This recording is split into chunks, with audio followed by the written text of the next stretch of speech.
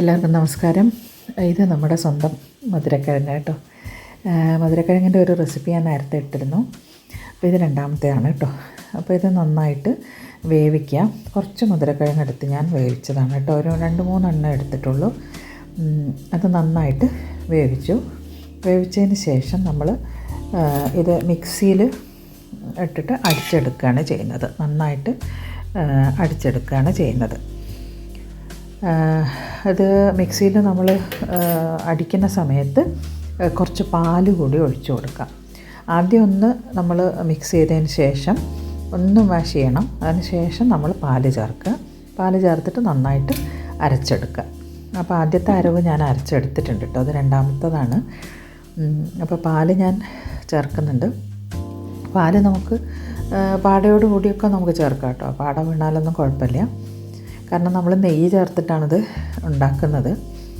അപ്പോൾ അരച്ചെടുത്തിട്ട് അതിനകത്തേക്ക് നമ്മൾ അത്രയും തന്നെ പഞ്ചസാരയും ചേർക്കണം കേട്ടോ. ഇപ്പോൾ ഒരു 1.5 കപ്പ് 2 കപ്പാണുള്ളതെങ്കിൽ 2 കപ്പ് പഞ്ചസാരയാണ്. പിന്നെ മധുരം കുറച്ച് വേണമെന്നുള്ളവർക്ക് മധുരം കുറയ്ക്കാം. ഞാനിവിടെ ഒരു 1.5 കപ്പ് പഞ്ചസാര എടുത്തിട്ടുണ്ട്. ഏകദേശം ഒരു 1.5 കപ്പ് ഉണ്ട് ഈ ഒരു അരച്ച സ്വീറ്റ് പൊട്ടറ്റോൻ്റെ മാവ്. അപ്പോൾ അതിനകത്തേക്ക് പഞ്ചസാര 1.5 കപ്പ് ചേർത്തു. പിന്നെ നമ്മൾ അതിനകത്തേക്ക് ചേർക്കുന്നത് നെയ്യാണ് കേട്ടോ. നല്ല പശു നെയ്യാണ്, വീട്ടിലുണ്ടാക്കിയ നെയ്യാണ് ഞാൻ ചേർക്കുന്നത് കേട്ടോ. അപ്പോൾ നല്ല കളറുണ്ടാവും ഈ നെയ്യിന്. അതുപോലെ തന്നെ നമ്മുടെ സ്വീറ്റ് പൊട്ടറ്റോ അരച്ചതിനും ചെറിയൊരു ലൈറ്റ് യെല്ലോ കളറുണ്ട്. അതുകൊണ്ട് നമ്മൾ കൂടുതൽ കളറൊന്നും ചേർത്തേണ്ടി വരില്ല. അപ്പോൾ നെയ്യ് ഞാൻ ആദ്യം കുറച്ചേ ആഡ് ചെയ്യുന്നുള്ളൂ. 2-3 ടേബിൾ സ്പൂൺ നമുക്ക് ആദ്യം തന്നെ ആഡ് ചെയ്യാം. അതിന് ശേഷം നമ്മളിത് കുറുകി വരുന്നതിനനുസരിച്ച് കൂടുതൽ നെയ്യ് ചേർത്ത് കൊടുക്കാം. അപ്പോൾ കഴിയുന്നത് ഒരു മരത്തിൻ്റെ തവിയൊക്കെ എടുത്തിട്ട് ഇളക്കുകയാണെങ്കിൽ കുറച്ചും കൂടെ നല്ലതായിരിക്കും തോന്നുന്നു. അടി പിടിക്കാതെ നമ്മൾ നോക്കണം. അതാണ് പ്രത്യേകം ശ്രദ്ധിക്കാനുള്ളത്. അപ്പോൾ നന്നായിട്ട് നമുക്ക് ഈ പഞ്ചസാര അലിയുന്നത് വരെ നമുക്കിങ്ങനെ ഒന്ന് ഇളക്കാം. അപ്പോൾ നന്നായിട്ട് പഞ്ചസാര ഒക്കെ അലിഞ്ഞ് വന്നു കഴിഞ്ഞാൽ നമുക്ക് കുറച്ചും കൂടെ നെയ്യ് വേണമെങ്കിൽ ചേർത്ത് കൊടുക്കാം. കാരണം അടിക്ക് പിടിക്കാതിരിക്കാനാണ് കേട്ടോ നെയ്യ് ചേർത്ത് കൊടുക്കുന്നത്. അപ്പോൾ ഇതിങ്ങനെ കുറച്ച് കഴിയുമ്പോൾ ഇങ്ങനെ കുറുകി വരും, നന്നായിട്ട് കുറുകി വരും. ആ സമയത്ത് നമുക്ക് കുറച്ച് കോൺഫ്ലവർ, ഞാനിവിടെ അധികം കോൺഫ്ലവർ എടുത്തിട്ടില്ല. ഞാനിതൊരു കേസരി പരുവത്തിലാണല്ലോ എടുക്കുന്നത്. അപ്പോൾ നിങ്ങൾക്കൊരു ഹൽവ പരുവത്തിലാണ് എടുക്കേണ്ടതെങ്കിൽ കുറച്ചധികം കോൺഫ്ലവർ ചേർക്കണം കേട്ടോ. അപ്പോൾ ഞാനിവിടെ 2-3 ടേബിൾ സ്പൂൺ മാത്രമേ ചേർത്തിട്ടുള്ളൂ. എന്നിട്ട് അത് നന്നായിട്ട് കുറച്ച് പാലിൽ തന്നെയാണ് മിക്സ് ചെയ്യുന്നത് കേട്ടോ. കോൺഫ്ലവർ നമ്മൾ പാലിൽ മിക്സ് ചെയ്തു. പിന്നെ അതിൻ്റെ കൂടെ നമ്മൾ കുറച്ച് മിൽക്ക് പൗഡർ ഉണ്ടല്ലോ, നമ്മുടെ ഡയറി വൈറ്റ്നർ, അതും കൂടെ നമ്മൾ ആഡ് ചെയ്യുന്നുണ്ട്. അതങ്ങനെ പാലിലാണ് ഞാനിങ്ങനെ കലക്കുന്നത് കേട്ടോ. കലക്കാൻ കുറച്ച് ബുദ്ധിമുട്ടാണ്, അടിയിലങ്ങ് അടിഞ്ഞു പോകും. അതിനുശേഷം നമ്മൾ കുറച്ച് ഡയറി വൈറ്റ്നറും കൂടെ അതിൻ്റെ കൂടെ ഇട്ടിട്ട് കലക്കിയിട്ട് എടുക്കുവാണ്. അപ്പോൾ പാല് ചേർക്കുമ്പോൾ കുറേ വറ്റി കിട്ടാൻ കുറച്ച് സമയമെടുക്കും. പാൽപ്പൊടിയാവുമ്പോൾ കുറച്ചും കൂടെ ആ പാലിൻ്റെ ടേസ്റ്റ് വരികയും ചെയ്യും. അതുകൊണ്ടാണ് ഡയറി വൈറ്റ്നർ ചേർക്കുന്നത് കേട്ടോ. അല്ലാതെ പാല് മാത്രമായിട്ട് ചേർക്കുമ്പോൾ നമുക്ക് ഒരുപാട് സമയം പിടിക്കും ഇത് കുറുകി വരാൻ. അപ്പോൾ ഇത് നന്നായിട്ട് ഈ പാലിനകത്ത് മിക്സ് ചെയ്തിട്ട്, കുറച്ച് ചൂടുള്ള പാലെടുത്ത് കഴിഞ്ഞാൽ ഡയറി വൈറ്റ്നർ വേഗം മിക്സ് ആവും കേട്ടോ. എന്നിട്ട് ഇത് നമ്മൾ ഈ മിക്സിനകത്തേക്ക് ഒഴിക്കുകയാണ് ചെയ്യുന്നത്. അപ്പോൾ ചൂടോടെ തന്നെ ഒഴിച്ചിട്ട് കൈ വിടാതെ ഇളക്കണം കേട്ടോ. കൈ വിട്ട് കഴിഞ്ഞാൽ ഇത് കട്ടയായി പോവും. കോൺഫ്ലവർ ആണല്ലോ, കോൺഫ്ലവറും ഉണ്ടല്ലോ അതിൻ്റെ കൂട്ടത്തിൽ. അപ്പോൾ നന്നായിട്ട് ഇളക്കാം.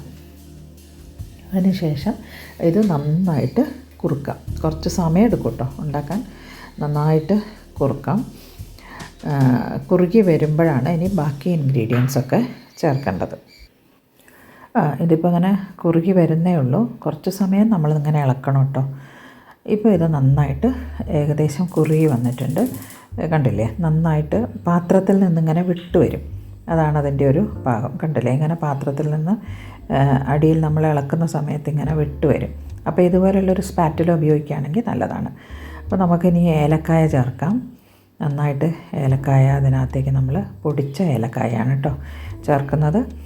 നല്ല സൂപ്പർ ടേസ്റ്റായിരിക്കും ഈ ഒരു ഏലക്കായ ചേർത്ത് കഴിഞ്ഞാൽ. ഒരു കേസരി ഇല്ലേ, നമ്മുടെ റവ കേസരിയുടെ ഒക്കെ ഒരു ടേസ്റ്റ് തന്നെ വരും.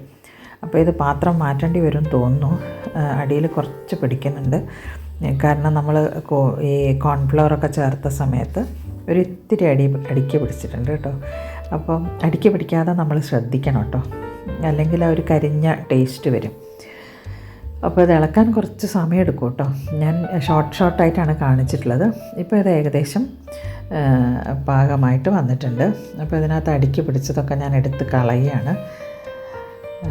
ഇനി നമുക്ക് ഇതിനകത്തേക്ക് നട്ട്സ്, നിങ്ങൾക്ക് ഇഷ്ടമുള്ള നട്ട്സൊക്കെ ചേർക്കാം കേട്ടോ. ഞാനിവിടെ ബദാം മാത്രമേ ചേർക്കുന്നുള്ളൂ. ബദാം, പിസ്ത, അതുപോലെ അണ്ടിപ്പരിപ്പ്, ഇതെല്ലാം നമുക്കിതിനകത്ത് ചേർത്താം. എന്നാലിങ്ങനെ എന്തെങ്കിലും ഒന്ന് കടിക്കാനുണ്ടാവില്ല, അതിനകത്ത് കടിക്കാനൊന്നും ഉണ്ടാവില്ല. അപ്പോൾ സൂചി റവ ഉപയോഗിച്ച് നമ്മളുണ്ടാക്കുന്ന കേസരി പോലെയല്ല, ഇതിനകത്ത് കടിക്കാനൊന്നും ഉണ്ടാവില്ല. അപ്പോൾ അതുകൊണ്ട് തന്നെ ഈ നട്ട്സ് ചേർക്കുന്നത് നല്ലതാണ്. അപ്പോൾ ഞാൻ ഇവിടെ ബദാമാണ് ചേർത്തിയത്. പിന്നെ ഒന്നും കൂടെ ഞാൻ കുറുക്കി കേട്ടോ. കുറുക്കിയിട്ട് നെയ്യ് ഇങ്ങനെ മുകളിലേക്ക് ഇങ്ങനെ വരും കണ്ടോ, നെയ്യ് ഇങ്ങനെ വേർതിരിച്ച് വരും.